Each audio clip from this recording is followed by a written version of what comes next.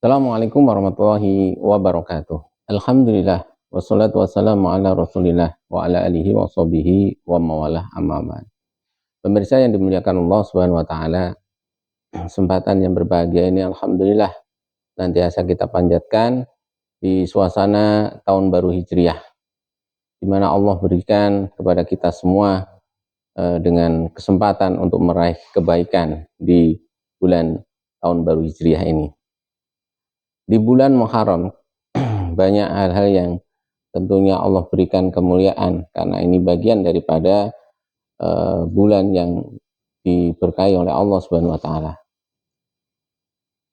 Pada kesempatan kali ini saya akan menyampaikan kaitannya dengan hijrah menuju khairu ummah.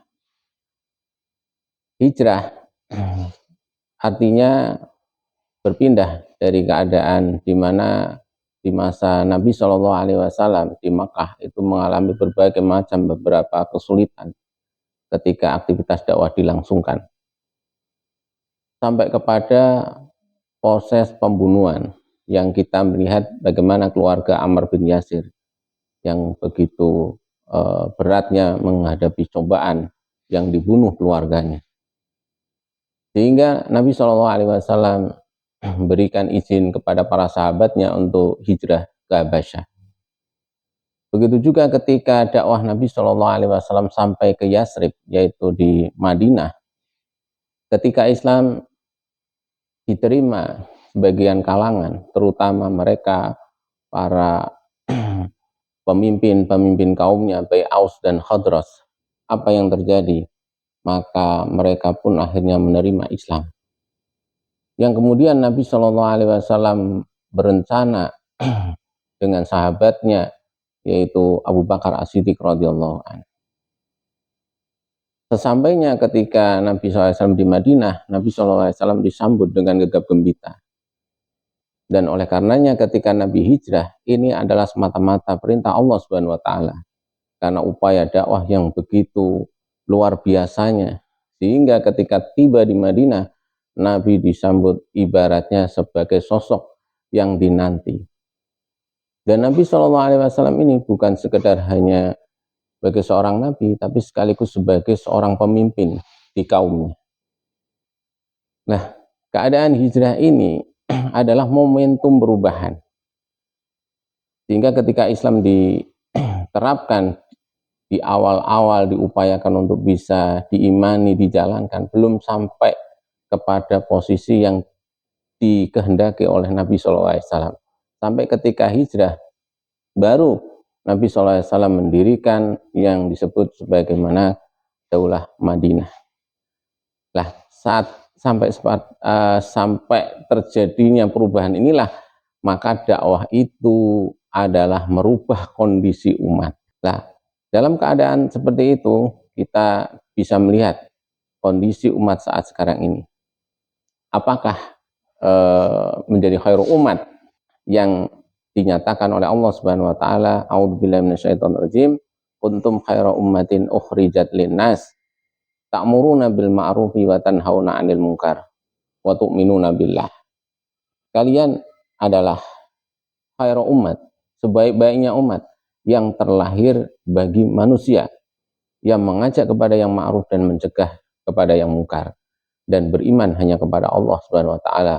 Quran surat Al Imran ayat 110. Nah, refleksi pada saat sekarang ini, umat bagaikan terpecah belah.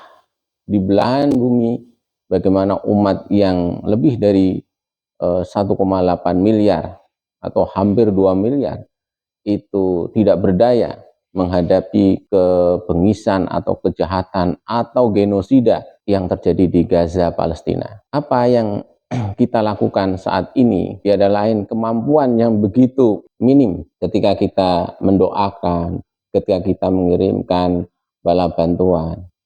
Tapi untuk menghentikan kekejaman dan perampasan daripada hak-hak daripada umat Islam yang ada di Gaza, Palestina, ini tidak bisa diambil. Oleh karenanya, para penguasa negeri-negeri Islam yang seharusnya bersatu untuk membantu saudaranya, ini tidak bisa diwujudkan.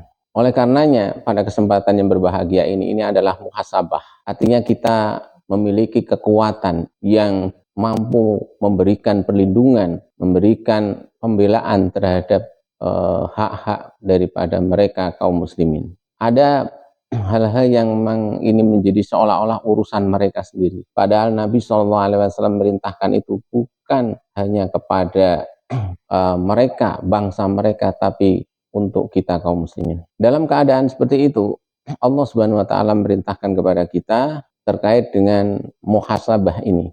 A'udzubillahi minasyaitonirrajim.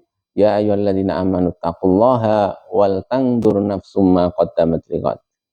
Wahai orang-orang yang beriman, bertakwalah kalian kepada Allah dan hendaklah melihat diri mereka itu apa yang terjadi sebelumnya dan untuk ke depannya, untuk esoknya. Quran surat Al-Hasr ayat 18. Ibnu Qayyim Al-Jauzi rahimahullah ta'ala telah memberikan penjelasan kewajiban kaitannya muhasabah. Hendaklah setiap orang untuk memperhatikan amal-amal yang telah dia perbuat, yang dia persiapkan untuk hari esoknya. Apakah amal yang kemudian ia dapat menyelamatkan dirinya, ataukah perbuatan yang dipenuhi dengan maksiat dan dosa yang bisa mencelakakan dirinya sendiri.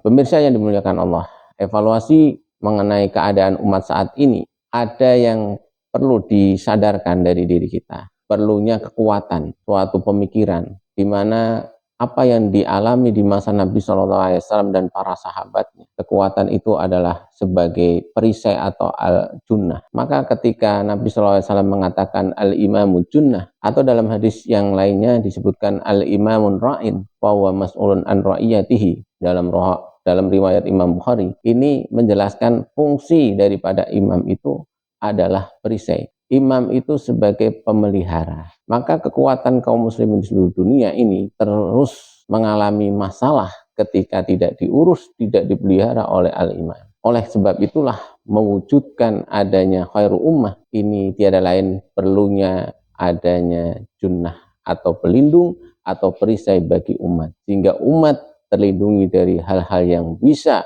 menyengsarakan, bisa juga mengalami penderitaan sebagaimana yang dialami kaum muslimin di Gaza, Palestina. Bahkan tidak hanya di Gaza, Palestina, juga di Myanmar atau bahkan di Kashmir, India, dan di negeri-negeri lain seperti di Cina, itu di Tianjin, Xinjiang. Inilah yang terus kita perhatikan. Siapa yang membela mereka kalau tidak al-imamul junnah? Oleh karena itu kesadaran kita terus kita pupuk, kita terus bergerak, terus membina masyarakat agar ada perubahan yang dengan perubahan itu akan mendatangkan pertolongan Allah, dan tentunya kita berharap bahwa pertolongan Allah akan segera turun dan kesadaran umat terus menjadi kesadaran yang terus merubah keadaan ini, dan semoga Allah Subhanahu wa taala memberikan pertolongan bagi kita semua. Wallahu a'lam bishawab. Assalamualaikum warahmatullahi wabarakatuh.